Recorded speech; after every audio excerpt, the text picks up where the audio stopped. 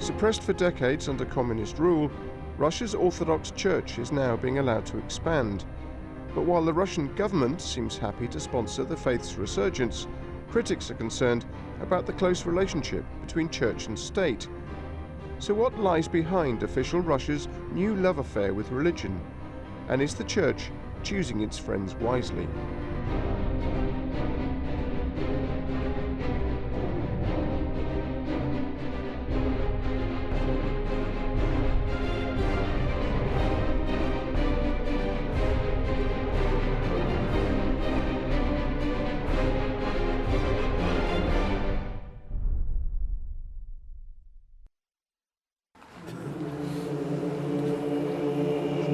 Christ the Savior Cathedral.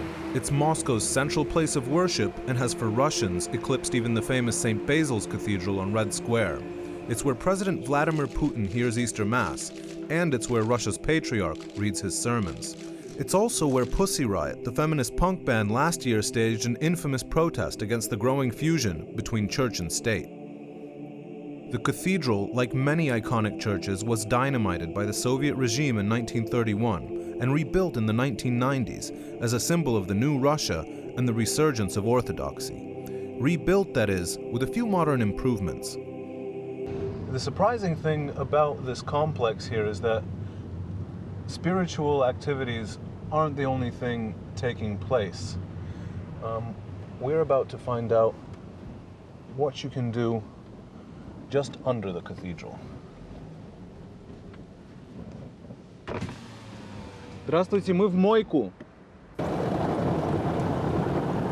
So we're probably in the most modern car wash that they have in Moscow, and it's at the bottom of the cathedral. I'm not even using my hands. The car is moving by itself. It's completely amazing. There's also a conference center. It's directly beneath the church, and it's being rented out today by a group of Moscow notaries. There's a canteen. 172 rubles, pretty competitive. And there's a dry cleaners. Сколько стоит костюм почистить? This uneasy marriage of the spiritual with the material is part of the reason the Orthodox Church has been attracting heat for almost a year. It all started with the case of the disappearing watch back in April, which involved a $30,000 timepiece being airbrushed from an official photo of the Patriarch Kirill, but not its reflection. The episode didn't just lead to embarrassing questions about the Patriarch's personal affluence, but also highlighted his organization's growing wealth, riches that critics say are now being accrued with the help of the state. Over the past decade, the Russian government has handed back to the church large blocks of valuable real estate that was confiscated during communism, and then spent billions of taxpayer rubles on the property's restoration. More curiously, it's also helped the church embark on a huge new building program, which a generation ago would have been unthinkable in a country that still has no official religion. So what lies behind this new relationship? It's an interesting question, given the Patriarch's statements about public probity.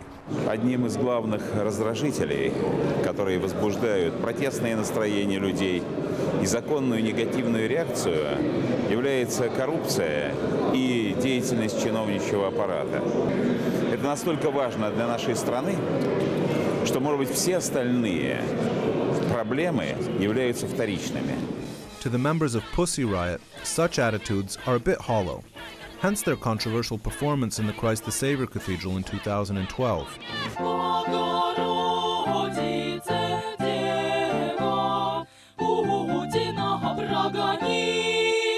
Their protest brought the women a harsh 2-year prison sentence, but it also focused attention on a building that does more than just wash away the sins of the faithful. But though it's strange to have a car wash in a church, is there anything immoral or illegal about it? One consumer rights activist believes there is. He has strong words about the management of the charitable foundation that runs the cathedral. Храм Христа Спасителя фактически это бизнес-центр, где существуют офисы более 15 коммерческих фирм, ничего общего не имеющие вообще с религиозной деятельностью. Часть этих фирм оформлена на родственников исполнительного директора этого фонда Поддевалина. В частности, его сыновьям, его сыну и дочери принадлежит автомойка, называющаяся «Мытный двор».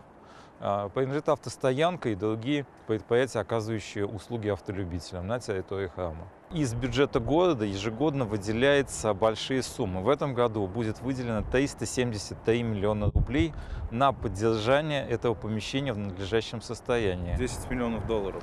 Да, это больше 10 миллионов долларов. При существующем положении вещей, когда большие площади сдаются в аренду коммерческим фирмам, храм вполне может окупать свое существование и сам зарабатывать эти средства.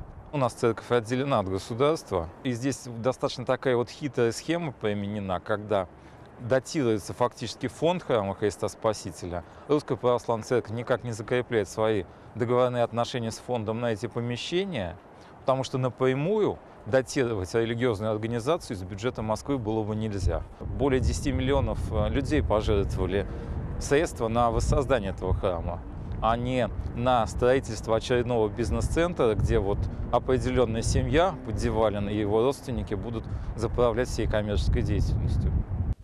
I wanted to run these allegations by the head of the charity operating the cathedral, Mr. Poddevalin himself, but he refused to see me. We spoke with his deputy instead. Over $10 million annually is being handed over to your fund from the city government, and critics say that this money shouldn't be going to a church which has businesses in its territory which could easily be used to fund your activities. What do you say to those critics? Когда некоторые недобросовестные критики говорят, что здесь бизнес-центр, это, конечно, просто ложь и инсинуация. Частичная эксплуатация комплекса финансируется городским бюджетом. Это вполне законно и нормально, так как храм находится в государственной собственности города Москвы, и Москва содержит свою собственность. Частично содержится за счет производственно-хозяйственной деятельности управляющей компании, то есть фонда храма Христа Спасителя. One of the businesses in the church complex is a car wash, which is owned by the son of the person who heads the fund running the church. Isn't there a conflict of interests there? Действительно, его сын имеет отношение к автомойке. Она на общих основаниях, как говорится, сдана в аренду. Компания, в которой принимает участие сын исполнительного директора, инвестировала туда средства, взяла ее в аренду, и она имеет равные основания со всеми, не имея никаких преференций, никакого нарушения законодательства мы здесь не видим. It might technically be legal, but can you see why people are upset that somebody who's receiving government money is also using those funds in order to set up a business that his son is benefiting from? Мы получаем очень значительную общественную поддержку от людей. Прежде всего и от православной общественности, и от патриотической общественности, и в целом от, как мы говорим, здоровой части общества. В настоящее время расследуется по нашему заявлению уголовное дело. Мы попросили прокуратуру привлечь господина Аншакова к ответственности, так как усмотрели состав уголовного преступления в последних его заявлениях. Меня обвинили в клевете на руководство фонда храма Христа Спасителя. Максимальное наказание предусмотрено в виде штрафа до 5 миллионов рублей. Но я все-таки надеюсь, что нам удастся отстоять свою правоту в суде, потому что обвинение выглядит очень нелепо. Unfortunately, in Russia, not all disputes get resolved in a court of law. 3 weeks after this interview, Mr. Anshakov was attacked in broad daylight with a crowbar. He managed to block some of his attackers' blows and got away with a fractured skull and broken arm. He's since publicly stated it was an attempt to silence him, but when we spoke to the Christ the Savior Cathedral Fund, they denied having anything to do with the attack and said that any suggestion to the contrary was absurd.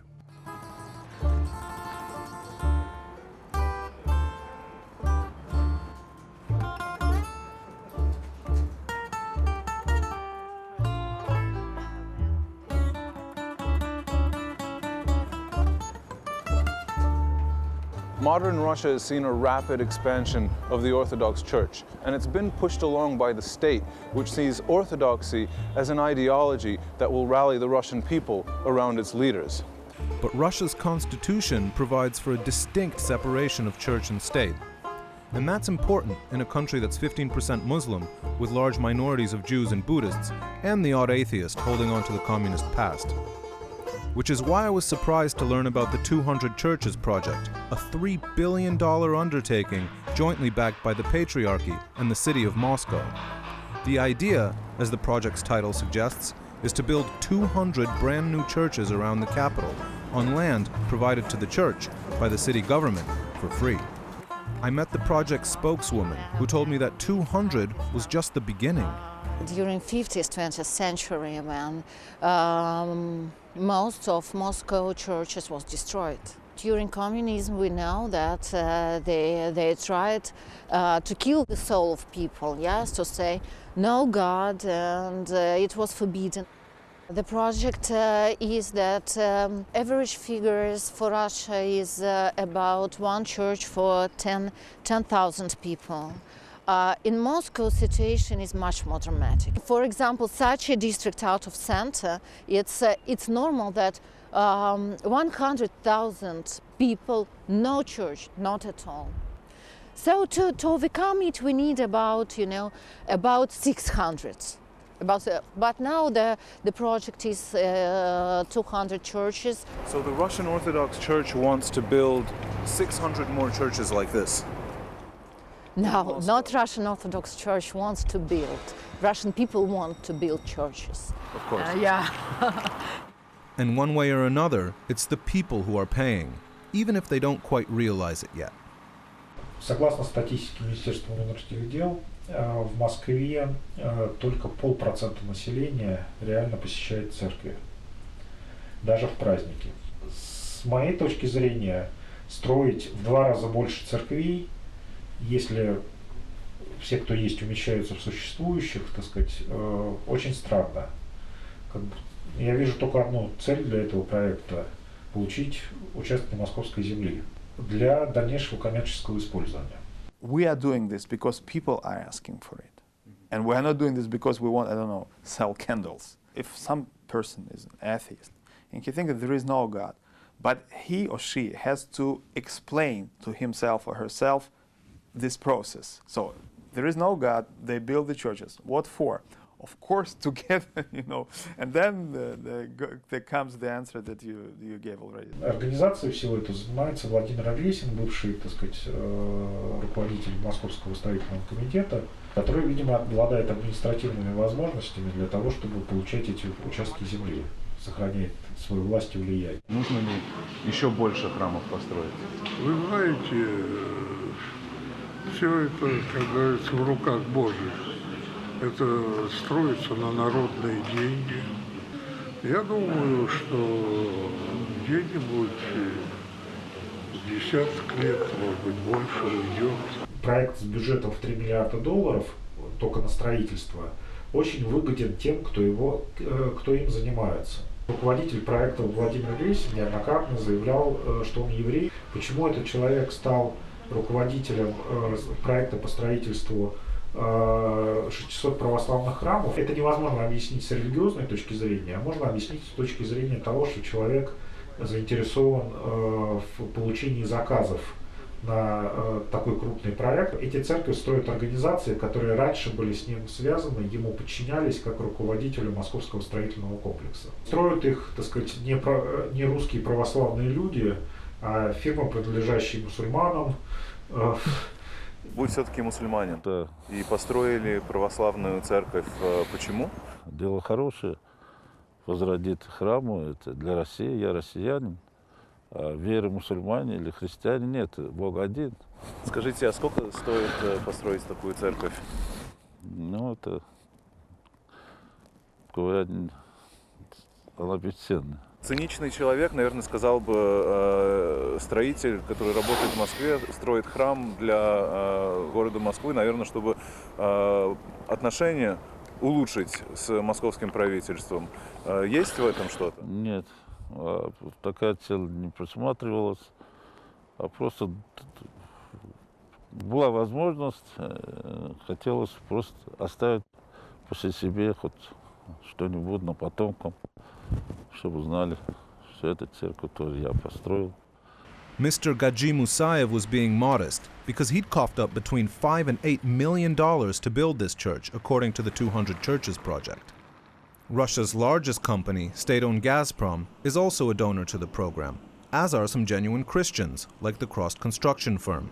Its chief engineer told me it would cost the company $16 million to complete this church, and that it was doing it on behalf of Russia's secret police. the FSB. Инициатором строительства храма выступила Академия ФСБ России.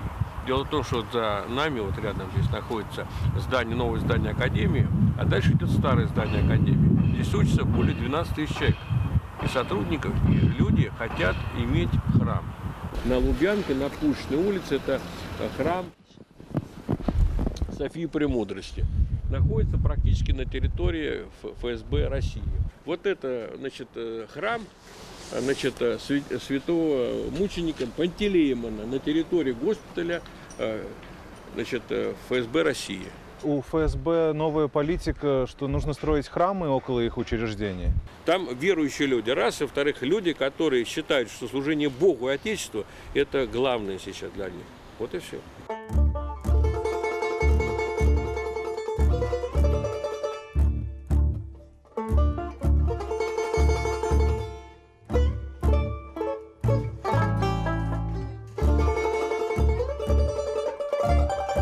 This building's actually really interesting because not only is it a church that's in desperate need of restoration, but it's also a building that's at the center of a dispute between the Orthodox Church and a secular organization which was installed here during the Soviet period. In this case, it's a cartoon studio. And there are hundreds, if not thousands, of churches like it around Russia, which the Patriarchy is now trying to get back.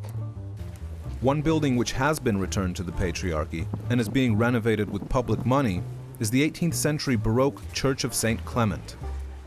Приходится быть связанным не только с божественной службой, но и со строительством, с реставрацией, поскольку храмы передаются обычно в руинированном состоянии. В советское время храм до 1934 года функционировал, хотя местная коммуна, которая располагалась в соседнем доме, постановила снести очаг мракобесия и превратить в очаг культуры. И решили построить здесь на месте храма детскую песочницу. Слава Богу, этим варварским планам не удалось сбыться. Храм превратили в книгохранилище, были построены стеллажи до самого потолка. Здесь хранилось более 3 миллионов книг. But not all buildings handed over to the church actually ever belonged to it. Part of this children's hospital ended up in the hands of the Patriarchy on the dubious grounds that there was once a chapel inside it, or as the medical staff referred to it more recently, the Department of Radiology. But this is really interesting because you can see that this is all part of one building, and half of the building has been taken by the church, and the other half of the building is still part of the children's clinic. And you can see how the church is encroaching on the space that the clinic is using. Yes, it's a typical example. It's the same situation we can find all over the country. In the whole country. I don't see any serious reasons to be worried about. I mean, let's say we'll get 1,000 buildings. Let's say 10,000. Let's say 15,000. So what? Are we gonna, I don't know, sell drugs in those buildings? What's the problem? The church has been given this building as well. This also used to be a hospital. Yeah. And what's it being used for now? Now it's used like the elite hospital. And they're renting it out to a private plastic surgery clinic. Yeah, very expensive private surgery clinic. It's a couple $millions, the price of this place, maybe more. It's a typical example, like in Russian state now, state and business find the money for the church, but not for hospitals. The other thing the Russian state is spending a lot of money on is something preservationists have been asking for years: church restorations. And the multi-million-dollar contracts are given out based on public competitions which the government is required by law to hold. Yet while the newfound enthusiasm for fixing up old churches has been welcomed, the opaque system of awarding contracts has raised concerns. I looked into the paperwork for the competition held in 2011 for the $5.2 million Church of St. Clement restoration, and found something that didn't make sense. There were 4 companies in the competition to get that contract, and we found that 2 of them are actually owned by the same people. Does that sound suspicious to you? In this contract, we have at least two companies which are linked with each other, and this is, well, questionable why they do take part in one tender for one contract. From the papers which I saw, I would say that there is high risk of corruption there. Вы не знаете, почему было две фирмы с фамилией Ивлев там фигурировали, которые участвовали в этом Вы конкурсе? знаете, я честно вам скажу, что храм и я как настоятель не участвуют в финансировании или расходовании средств. Ну, вы считаете, в этой ситуации есть какие-то недостатки? Вы как моральный авторитет? Вы знаете, я считаю, да.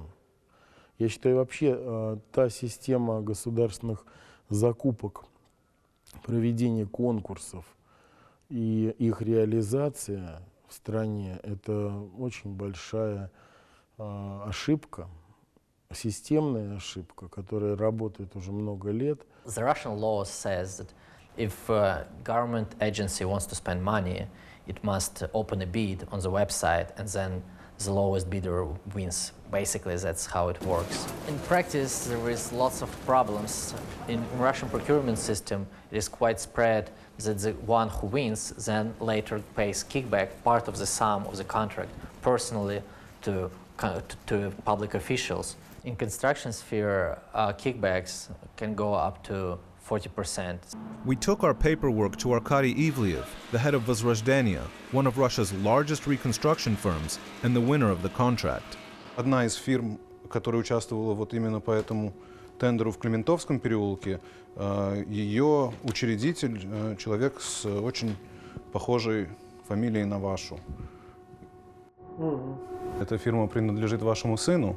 Да, это моему сыну принадлежит. Вы не считаете, что здесь есть конфликт интересов, что в этом случае московское правительство, которое платит за реконструкцию этой церкви, что-то теряет, когда есть сговор между участниками тендера? А сговора не получается, еще раз говорю, потому что существует... Никто же не скажет, с каким процентом снижения он идет. And surprise, surprise, the government department paying for the renovation didn't seem to have a problem with the contract either. Мы не следственный комитет, во-первых, понятно, да, имеем право допустить любую подрядную организацию для участия в торгах. Чисто по, еще раз говорю, 90 ФЗ, мы выполнили все условия данного закона. Мы ничего противозаконного не выполнили. Яко Твой познак создание наше упомянул, яко перст есть мы человека, которого от дней Его, яко цвет сени, так от цветет, яко дух троде в нем, и не бойся, не познать тому место своего, милый же Господня от века до века на боязнь Твоего и правды. I actually really love the atmosphere in almost any Orthodox church. You get the sensation that the traditions here haven't changed for centuries, and the smell of the incense and the tradition of the lighting of the candles, they're all very powerful. And it's a shame to think that all this beauty and spirituality could be tainted by corruption going on in the background.